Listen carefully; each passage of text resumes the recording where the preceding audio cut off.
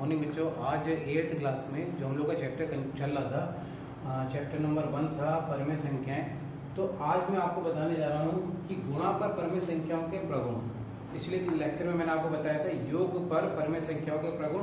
तो आज का टॉपिक है गुणा पर परमेय संख्याओं के प्रगुण। प्रगुण का मतलब गुणधर्म, प्रॉपर्टीज। ठीक है, तो सबसे पहले अगर प्रॉपर्टी की बात करें तो जैसे योग के लिए होता था वैसे गुणा के लिए भी है, सारी प्रॉपर्टी वही है। पहला आता है जैसे समृद्ध प्रगुण। समृद्ध प्रगुण से मतलब है कि अगर हम ये मान लेते हैं कि माना ए और बी दो परमेय संख्याएं हैं, ए और बी दो परमेय संख्याएं हैं, ए और बी दो परमेय संख्याएं हैं, तो इसका मतलब ये कि समृद्ध प्रगुण का मतलब अगर हम दोनों की गुणा कर लेंगे और बी की, तो आपको जो मिलेगी वो भी एक परमेय संख्या ही मिलेगी। ये भी आपको एक परमेय संख्या ही प्राप्त होगी। उदाहरण के लिए अगर आप देखना चाहें, अगर हम ए की वैल्यू मान लेते हैं 3/4 है और बी की वैल्यू -2/7 है। अगर आप इनकी गुणा करें ए इंटू बी तो क्या होगा, देखिए 3/4 की गुणा कर रहे हैं -2/7 से, तो आपको मालूम है ऊपर का ऊपर मल्टीप्लाई होता है, अंश का अंश से मल्टीप्लाई होता है, तो ये माइनस तो पहले हो जाएगा बाहर, तो आप 3 दूनी 6 कर सकते हैं और बटे 7 चौक 28 हो जाएगा। अगर ये 2 से कट रहा है तो काट दीजिए, 2 3 6 और 2 1 2 2 चौक 8, तो इस तरह से माइनस का 3/14 आ जाएगा। तो ये भी कैसी संख्या है, एक परमेय संख्या है, ये भी एक परमेय संख्या है। तो ये था पहली प्रॉपर्टी, जिसे कहते हैं समृद्ध प्रगुण। तो दूसरी प्रॉपर्टी पर आते हैं, उसे बोलते हैं क्रम विनिमय प्रगुण। क्रम विनिमय से मतलब है कि क्रम बदल जाए। तो आप देखिए, अगर हम पहले की तरह जैसे मान लेते हैं कि माना ए और बी दो परमेय संख्याएं हैं, दो परमेय संख्या हमने इसे मान लिया है, तो आप अगर इनका क्रम बदल दें, यानी कि ए का बी से गुणा करें या बी का ए से गुणा करें, कोई भी अंतर नहीं पड़ेगा, रिजल्ट सेम ही आएगा, परिणाम जो आएगा वो सेम ही आएगा। उदाहरण के लिए अगर देखें, अगर आप ए को मान लेते हैं 1/3 और बी को मान लेते हैं 2/5, गुणा करें ए का बी से, ए इंटू बी आ जाएगा, 1/3 की गुणा करेंगे 2/5 से, अंश अंश से मल्टीप्लाई होगा, 1 की 2 से 2 हो जाएगा और 3 की 5 से 15 हो जाएगा। इसी प्रकार अगर बी की ए से गुणा कर लें तो ये हो जाएगा 2/5 और ए से गुणा करेंगे 1/3, तो इस तरीके से ऊपर के ऊपर मल्टीप्लाई हो जाएगा, 2 की 1 से 2 और 5 की 15, 2/15 ही आ जाएगा। दोनों देखिए मान बराबर आ रहे हैं, ए की बी से गुणा कर रहे हैं और बी की ए से गुणा कर रहे हैं, मान बराबर आ रहे हैं। तीसरी प्रॉपर्टी जो आती है, इसको मैं रखा देता हूँ, अब उसके बाद तीसरी प्रॉपर्टी पर आते हैं।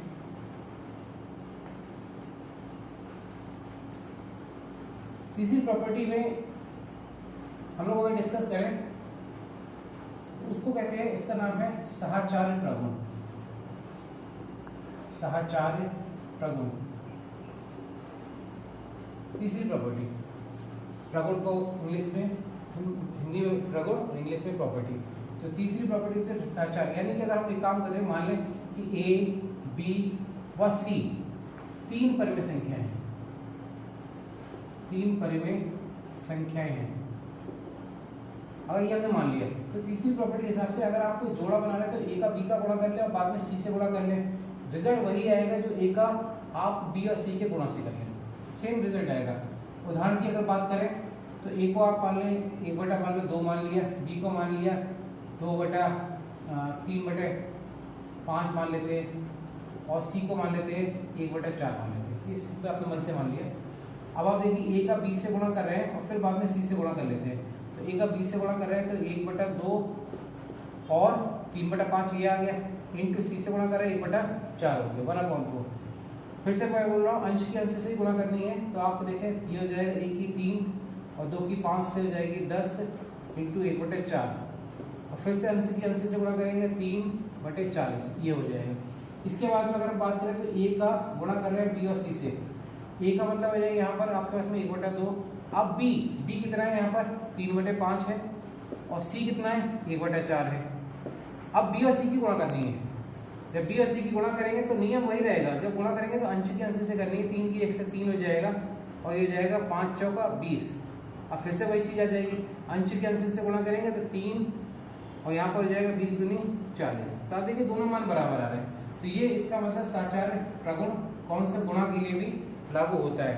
तीसरे अगर प्रगुण की बात करें, इसको रफ कर देते हैं सही से, इससे तीसरे प्रगुण पर डिस्कस कर सकें। चौथे प्रगुण में आते हैं तत्समक अव्यय।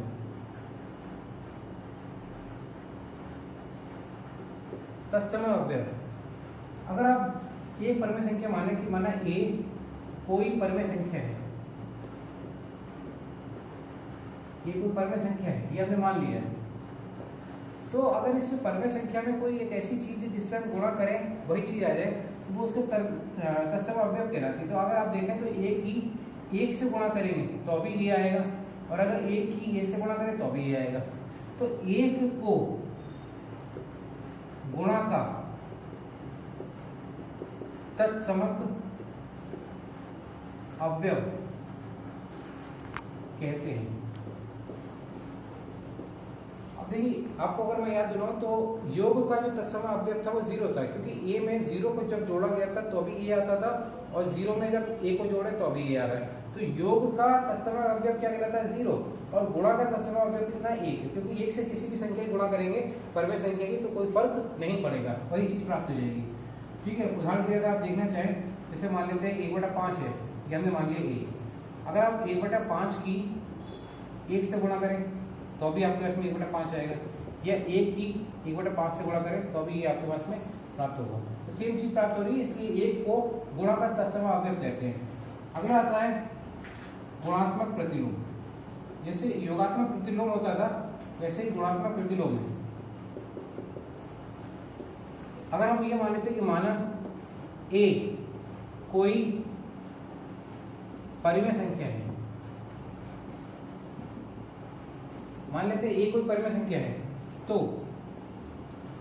ठीक है, तो अगर बात करें तो ऐसी कौन सी संख्या है, जैसे अगर आप ए को देखें किससे गुणा करें कि 1 आ जाए, तो सीधी बात है अगर ए को 1/1 से गुणा करेंगे तो 1 आ जाएगा।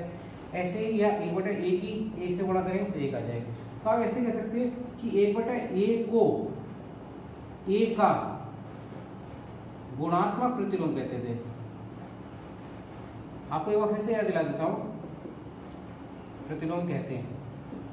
जब हम योगात्मक प्रतिलोम की बात कर रहे थे तो अगर आपको याद होगा तो मैं यहाँ पर छोटा सा लिख के दिखाता हूँ कि -a में जब आपने a जोड़ा था तो 0 आ रहा था, तो -a को a का योगात्मक प्रतिलोम कहते हैं। और गुणात्मक प्रतिलोम कितना हो जाएगा? उसका उल्टा, 1/। जैसे अगर उदाहरण की बात करें, अगर आपसे कहा जाए 5 का गुणात्मक प्रतिलोम निकालो, गुणात्मक प्रतिलोम ज्ञात करना है, अगर ये मान लेते हैं 5 का गुणात्मक प्रतिलोम कितना होगा तो 1/5।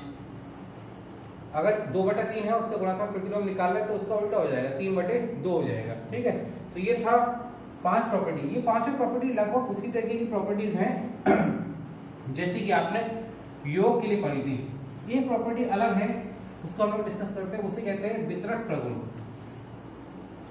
ये प्रॉपर्टी गुणा पर लागू होती है, तो एक छठी प्रॉपर्टी के रूप में वितरक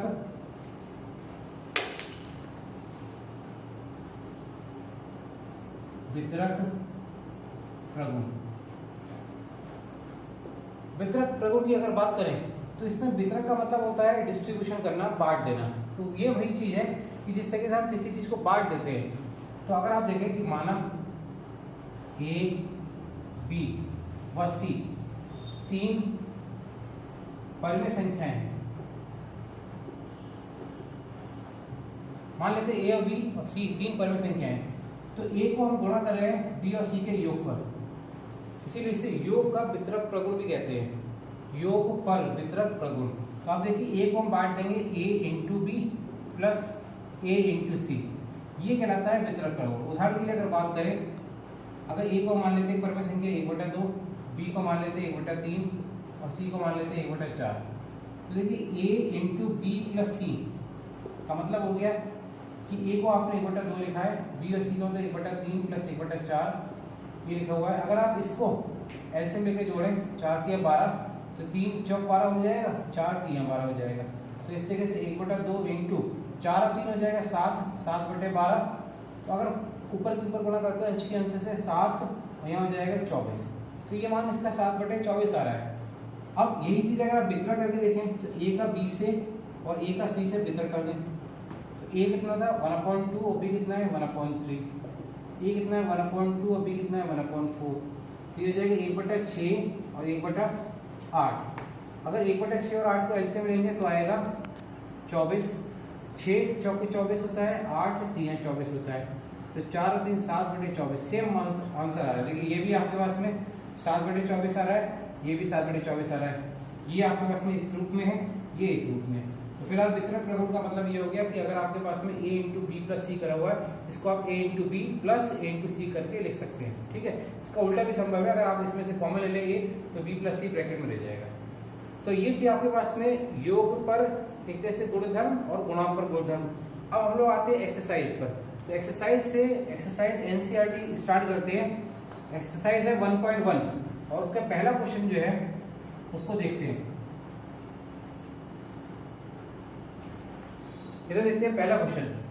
तो आज के लिए मैं एक ही क्वेश्चन करा रहा हूँ। तो आपके पास में दिया हुआ है कि उपयुक्त गुणधर्म का प्रयोग करके निम्नलिखित का मान ज्ञात करना है। ये आपके पास में दिया हुआ है, उपयुक्त गुणधर्म का प्रयोग करके निम्नलिखित का मान ज्ञात कीजिए।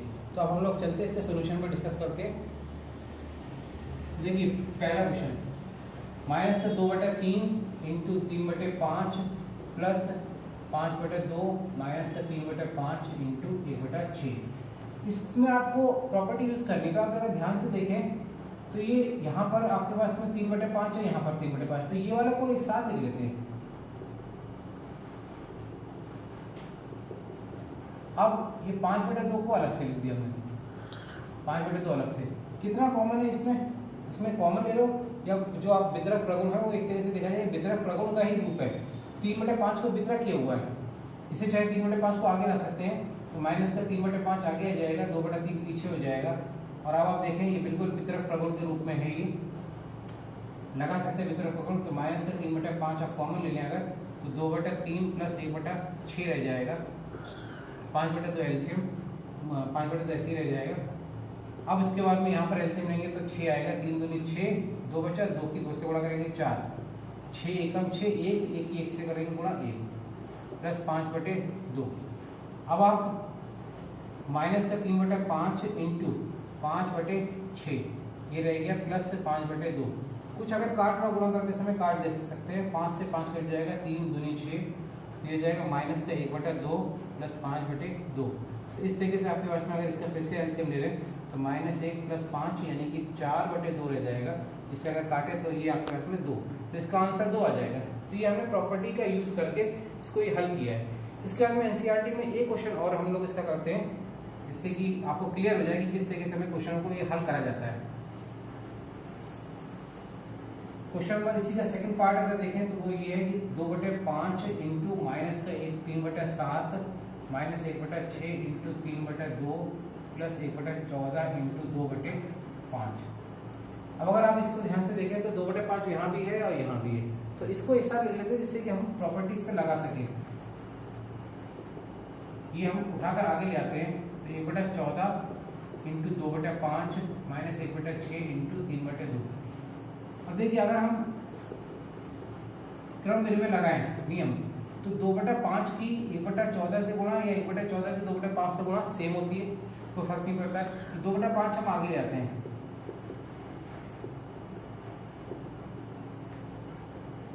अब यहाँ पर आप 2/5 कॉमन अगर ले लें तो माइनस का 3/7 प्लस 1/14 माइनस का ये कट भी रहा है, अगर काट सकते हैं काटे, 3 दूनी 6 माइनस का 1/4 आ जाएगा, 2 दूनी 4 हो जाएगा। तो 2/5 यहाँ पर ऐसे हमारा है 14, 7 दूनी 14, 2 बचा, 2 की इससे गुणा करेंगे 6 प्लस 1 माइनस का 1/4, तो 2/5 इंटू माइनस का 5/14 हो जाएगा, और माइनस का 1/4 पहले से ही यहाँ पर है। अब इसको हल करते समय देखिए जो कट सकता है और काट दें, 5 से 5 कट जाएगा, ये कट जाएगा, 2 से कट जाएगा 7, तो यहाँ पर आ रहा है माइनस का 1/7 माइनस 1/4, ये आपके पास में आ रहा है। जिसका हम एलसीएम ले लें अगर, तो 7 के 7 चौक 28, 7 चौक 28 माइनस का 4, 4 7 28, तो इस तरीके से माइनस से 11/28 इसका ये आंसर आ जाएगा। तो मुझे उम्मीद है आज की ये क्लास आपको सही से समझ में आ गई होगी। इस वीडियो को ध्यान से देखें और उसके बाद में आपको मैं कॉपी भेज दूंगा, फोटो कॉपी, तो उसको अपनी कॉपी पर नोट भी करते रहें। आज के लिए हम लोग इतने रह देते हैं, नेक्स्ट टाइम पे हम लोग आगे डिस्कस करेंगे। Thank you.